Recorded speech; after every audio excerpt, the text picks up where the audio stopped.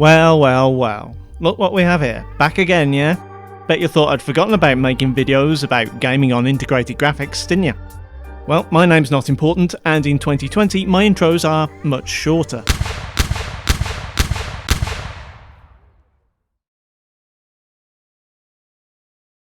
In case you're new to the channel, last year I made a video where I wrangled a retired office micro form factor PC into trying to play some of the most popular free-to-play games. Well, that was almost 11 months ago, and I thought it was time to test out the old 7th Gen i5 and Intel HD 630 graphics on a cross-section of what 2020 has to offer. However, I actually sold that PC not long after the video went live, and for some reason the price on tech has gone a bit silly recently, so buying another one was right out. Fortunately, my work laptop has the same Intel HD 630 graphics as that Dell Mini PC and an i7 7700 HQ rather than an i5 7500T. So by turning off my GeForce GTX 1050 graphics and hyperthreading, I have a pretty similar setup to what I did in the last video. One of my favourite low-spec PC-friendly titles from the last couple of years, unfortunately PUBG Lite might not be available in your country. If it is, or if you have the patience to play through a VPN, then PUBG's scaled-down Lite version offers, I'd estimate, about 75 to 80% of the content of the full-fat version, with lower graphical quality. I don't know if it's because of this lower fidelity, less cluttered look, or just the faster frame rates, but I actually prefer Lite to regular PUBG, even with my graphics card enabled. Limiting myself to just the iGPU, with all graphics options at their minimum and resolution set to 70% of 1080p, kept average frame rates extremely playable.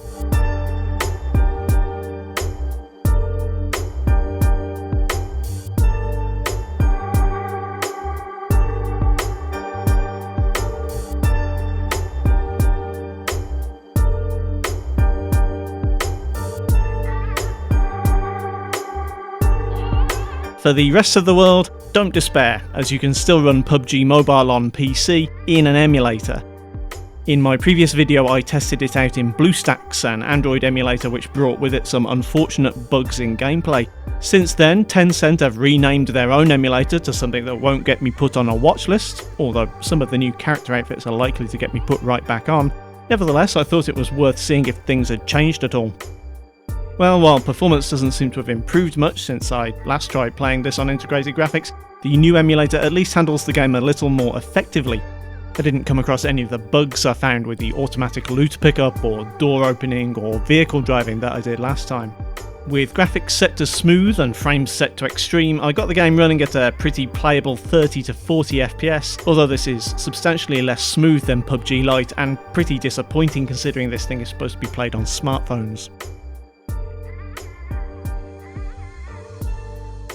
High-res studios served me well in my low-spec gaming quest last year with Paladins and Realm Royale, so I had high hopes for Smite. Just to break up the Battle Royale monotony a little, Smite is one of my very few MOBA experiences to date, and it wasn't as overwhelmingly complex as I feared, though the voiceover explaining how to play did sort of make my eyes glaze over a little, and coming back to it a few days later I'd essentially completely forgotten how to play. As expected, Smite didn't tax my Intel HD 630 unduly, though as can be seen in the 1% and 0.1% lows there were occasional heavy stutters. For the most part the game kept close to the 60 FPS target at mostly medium settings. I have to say, I know it's not that new or pretty a game, I'm still impressed.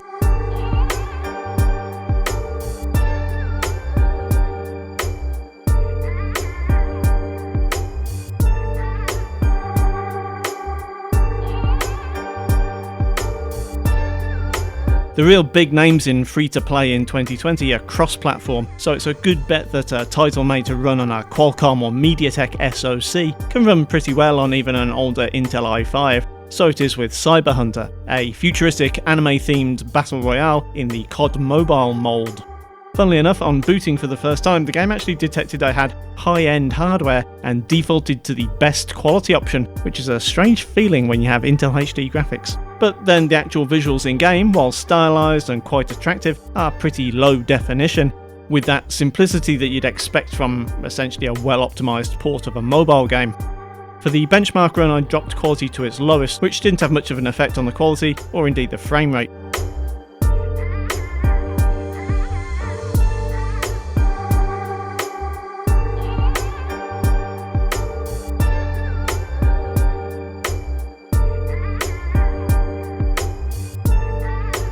covered Trackmania for a recent top 5 free-to-play racing games video I made, and it's a really good time.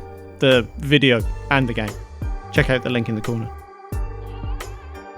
Trackmania's art style's pretty unique, and crucially not that heavy on textures or polygons, so I thought it might make for an ideal candidate for Intel HD graphics. Unfortunately, you still need to drop the quality way down to get close to a smooth frame rate, and in this kind of game, dips into the 30s are pretty noticeable. I found very little difference between low and very low quality settings, barring some better 0.1% times with graphics set to their minimum.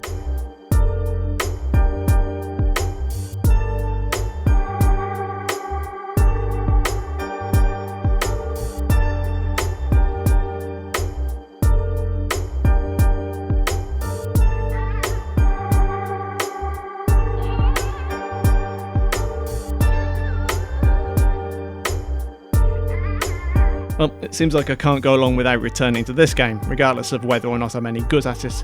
With everything set to low, 1080p at 66% resolution scale was enough to make graphics in Fortnite tolerable without affecting gameplay. Last year I found that Fortnite had a tendency to choke around the time graphical effects started to appear, like when you started shooting.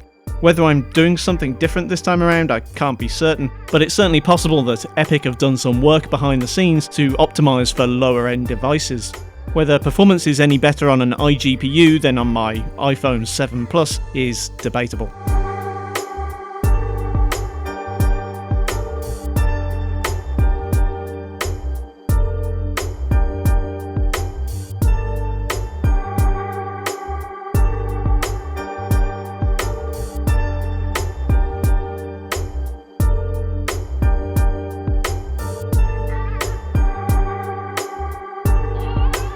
While I was over at the Epic store, I picked up Dauntless, a game I'd heard about but was yet to play. I've never played a Monster Hunter game, so any similarities to that franchise were a bit lost on me, but I have to say it's a pretty good experience and frankly a much needed departure from my usual shooters. Gameplay was distinctly cinematic, hovering around 25 to 30 FPS most of the time, and I dare say with some more serious graphical compromises I could get the frame rate to a pretty consistent 30, but 1280 by 800 with low settings looked acceptable.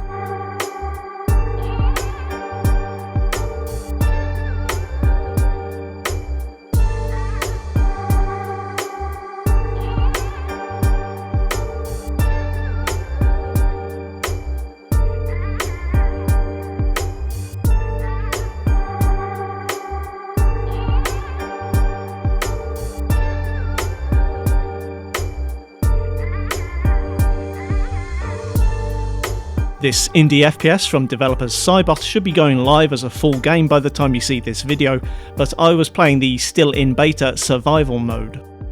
Hellbound claims to be a 90s shooter 30 years later, and this is pretty appropriate as the graphics setting I dropped down to made it look like something from 1990. Full 1080p at lowest settings was excruciating, and even 66% resolution scaling didn't get me above 20 FPS. The numbers you can see are from the game's minimum 25% resolution scaling, which was actually extremely playable, though given that the game rewards precise aiming, you might have a tough time.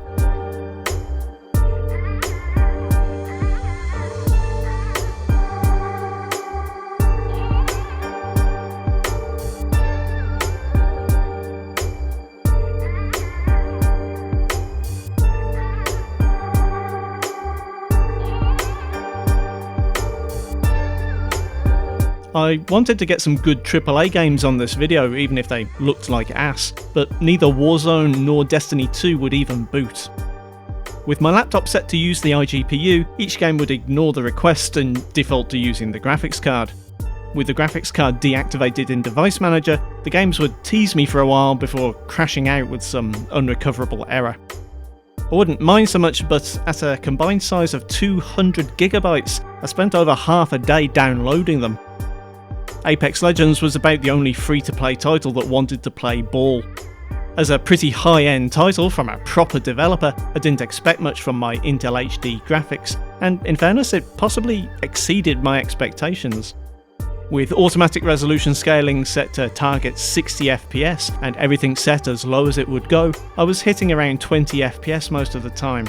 That, combined with my complete inexperience with the game, made for one of the worst Apex teammates in history. Look, I didn't do any research before I started playing, I don't know what I'm supposed to do.